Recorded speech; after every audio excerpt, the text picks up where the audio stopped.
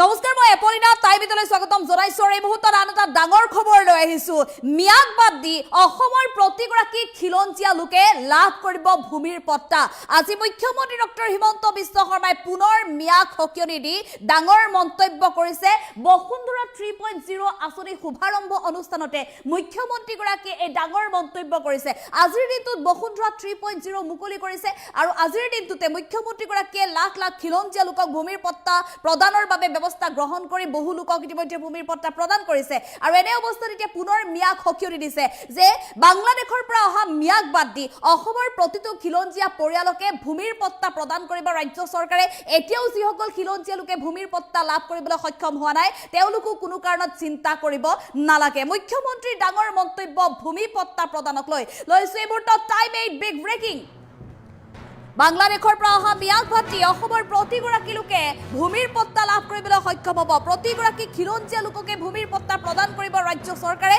সীমা পাৰ কৰি বাংলাদেশলৈ বিতৰণ কৰা হ'ব মিয়াক অসমৰ ভূমিত মিয়াৰ বাবে স্থান নাই গতিকে মিয়াক বাংলাদেশলৈ প্ৰেৰণ কৰিব সীমা পাৰ কৰি 1.5 লাখ বিঘা ভূমি বেদখল মুক্ত কৰিছে ইতিমধ্যে ৰাজ্য চৰকাৰে অহাবাৰ 5 লাখ বিঘা ভূমি বেদখল কৰা হ'ব বুলি ৰাজ্য চৰকাৰ মুখ্যমন্ত্ৰীগৰাকীয়ে ইতিমধ্যে ঘোষণা কৰিছে অহা 5 বছৰত ৰাজ্যবাসীৰ ভূমিৰ সমস্যা দূৰ কৰাৰ সিদ্ধান্তৰ কথাও ৰাজ্য চৰকাৰৰ মুখ্যমন্ত্ৰীগৰাকীয়ে উল্লেখ কৰিছে অসমৰ 10 লাখ পৰিয়ালৰ ভূমিৰ সমস্যা দূৰ হ'ল মিছন বসুন্ধৰাৰ জৰিয়তে মিছন বসুন্ধৰা 1 আৰু 2 জৰিয়তে লাখ লাখ লোক উপকৃত হৈছে এতিয়াৰে পৰা দূৰ হ'ব ককাই ভাইৰ মাজত থকা ভূমি কেন্দ্ৰিক সংঘাত ককাই ভাইৰ মাজত যদি মাটি বাৰীক লৈ কাজিয়া আছে সকলো দূৰ হ'ব দালাল অথবা ধনী শ্ৰেণীৰ লোকে টকাৰ জোৰত দৰিদ্ৰৰ ভূমি কঢ়াৰ দিন এতিয়া উকলিল মিছন বসুন্ধৰা 4 আৰু 5ত একেবাৰে নোহোৱা হ'ব মাটি বাৰীৰ সমস্যা কোনো কাৰণতে সৰু সুৰা সমস্যাও এতিয়া যদি নাথাকে তাৰ বাবে মিছন বসুন্ধৰাৰ এই ধাৰা অব্যাহত ৰাখিব মিছন বসুন্ধৰা 3.0 শুভাৰম্ভ অনুষ্ঠানত মুখ্যমন্ত্ৰীয়ে এতিয়া পুনৰ ডাঙৰ ঘোষণা কৰিছে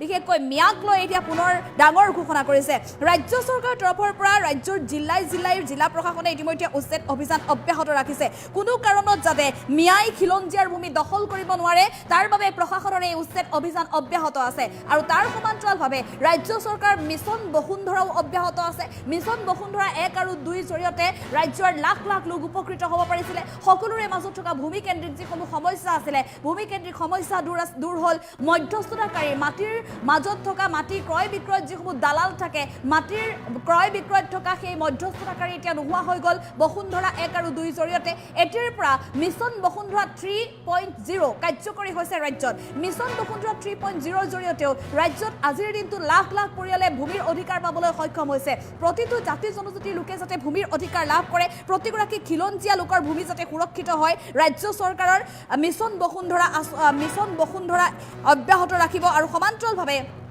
মিছন বসুন্ধৰাৰ জৰিয়তে এইবাৰ ভূমি কেন্দ্ৰিক যিসমূহ সংঘাত আছে ককাই ভাইৰ মাজত সেই কাজিয়া এতিয়া নোহোৱা হ'ব কাৰণ মিছন বসুন্ধৰা 3.0 জৰিয়তে সকলো সমস্যা দূৰ কৰা হ'ব আৰু ইয়াৰ উপৰিও যিসমূহ দালাল আছে মাটিৰ যি একাংশ ধনী শ্ৰেণীৰ লোকে দৰিদ্ৰ লোকসকলক এক প্ৰকাৰ দমন কৰি তেওঁলোকৰ মাটি বাৰী কাঢ়ি ল'বলৈ চেষ্টা কৰি আহিছে মিছন বসুন্ধৰাৰ 3.0 জৰিয়তে এতিয়া সেই দালালৰ দিন উকলিল সেই ধনী শ্ৰেণীৰ দিন উকলিল দৰিদ্ৰ প্ৰতিগৰাকী লোকে ভূমিৰ অধিকাৰ লাভ কৰিব মিছন বসুন্ধৰাৰ জৰিয়তে গতিকে কোনো কাৰণত অসমৰ খিলঞ্জীয়া লোকক কোনেও দমন কৰিব নোৱাৰিব মুখ্যমন্ত্ৰী ডক্টৰ হিমন্ত বিশ্ব শৰ্মাই ইতিমধ্যে এই কথা ঘোষণা কৰি মিয়াকো দিছে সতৰ্ক মিয়াকো দিছে সকিয়নি মুখ্যমন্ত্ৰী ডক্টৰ হিমন্ত বিশ্ব শৰ্মাই এই কথা উল্লেখ কৰিছে যে বাংলাদেশৰ পৰা অহা মিয়াক বাদ দি অসমৰ প্ৰতিগৰাকী খিলঞ্জীয়াকে ভূমিৰ পট্টা প্ৰদান কৰিব কোনো মিয়াই ভূমিৰ পট্টা অসমত নাপায় অসমৰ খিলঞ্জীয়া লোকৰ ভূমিত থাকিবলৈ নাপায় মিয়াই গতিকে এই মিয়াক বাংলাদেশলৈ অসমৰ সীমা পাৰ কৰি ভাৰতৰ সীমা পাৰ কৰি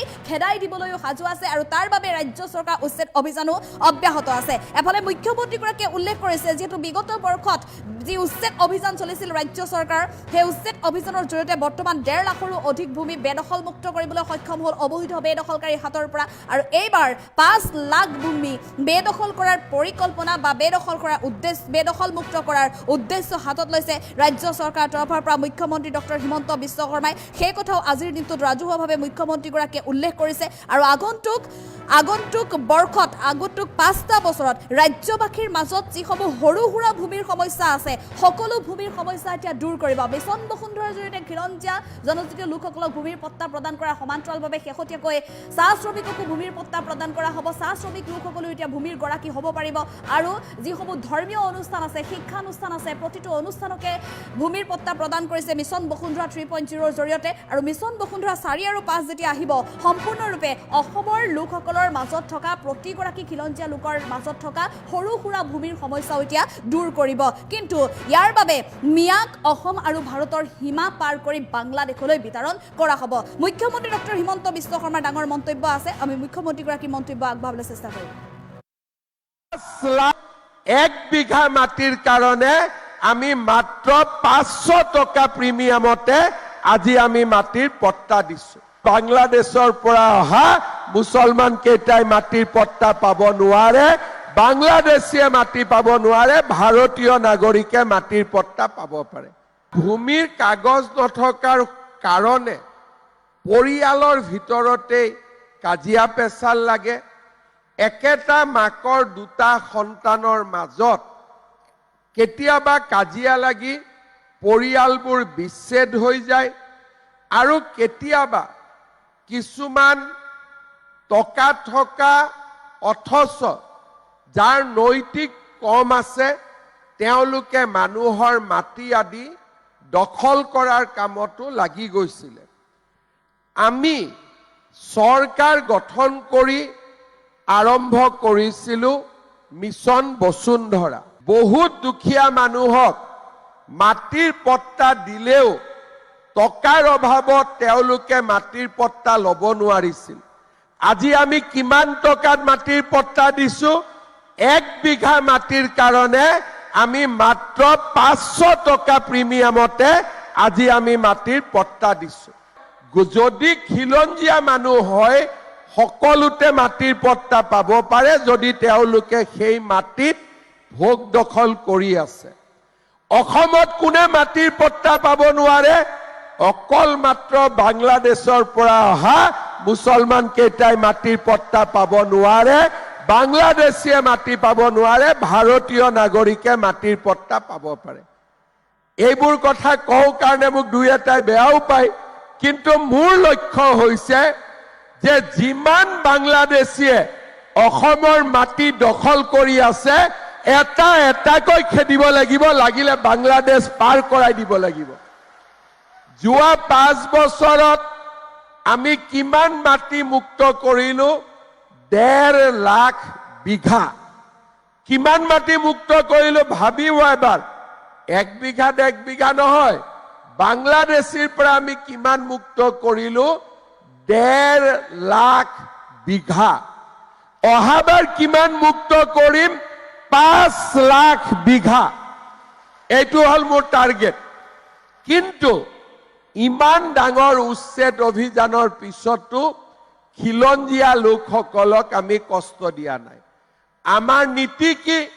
খিলঞ্জীয়া জনজাতীয় অজনজাতীয় লোকক মাটিৰ পট্টা দিয়া আৰু বাংলাদেশীক খেদা।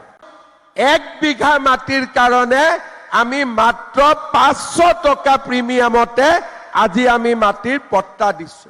বাংলাদেশৰ পৰা অহা মুছলমান কেইটাই মাটিৰ পট্টা পাব নোৱাৰে, বাংলাদেশীয়ে মাটি পাব নোৱাৰে, ভাৰতীয় নাগৰিকে মাটিৰ পট্টা পাব পাৰে।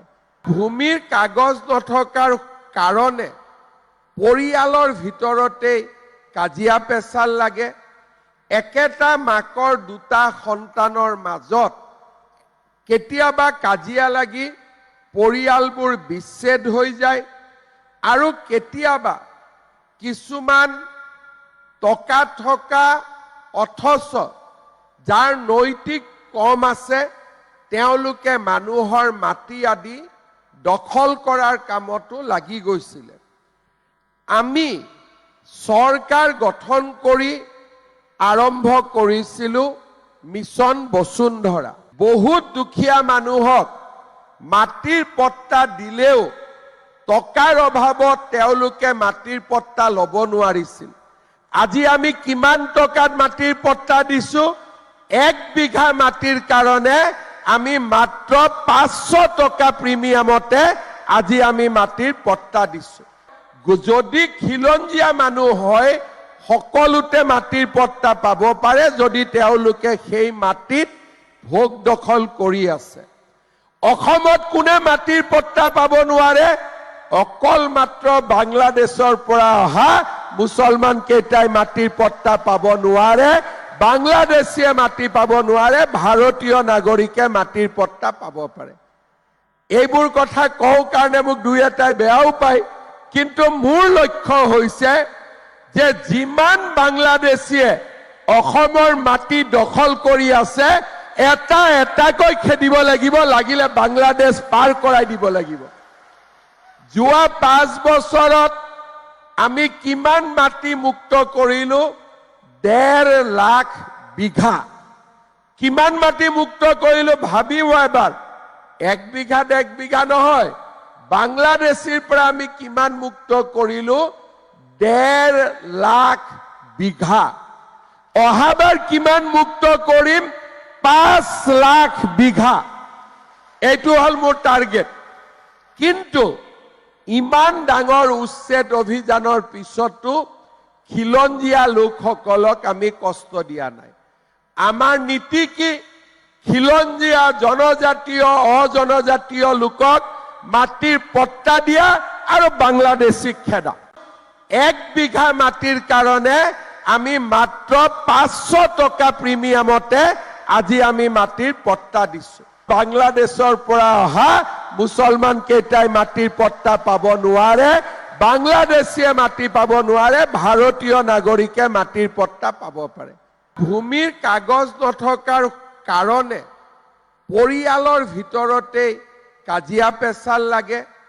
একেটা মাকৰ 2টা সন্তানৰ মাজত কেতিয়াবা কাজিয়া লাগি পৰিয়ালবোৰ বিচ্ছেদ হৈ যায়, আৰু কেতিয়াবা কিছুমান টকা থকা অথচ যাৰ নৈতিক কম আছে তেওঁলোকে মানুহৰ মাটি আদি দখল কৰাৰ কামতো লাগি গৈছিলে। আমি চৰকাৰ গঠন কৰি আৰম্ভ কৰিছিলো মিছন বসুন্ধৰা। বহুত দুখীয়া মানুহক মাটিৰ পট্টা দিলেও টকাৰ অভাৱত তেওঁলোকে মাটিৰ পট্টা ল'ব নোৱাৰিছিল।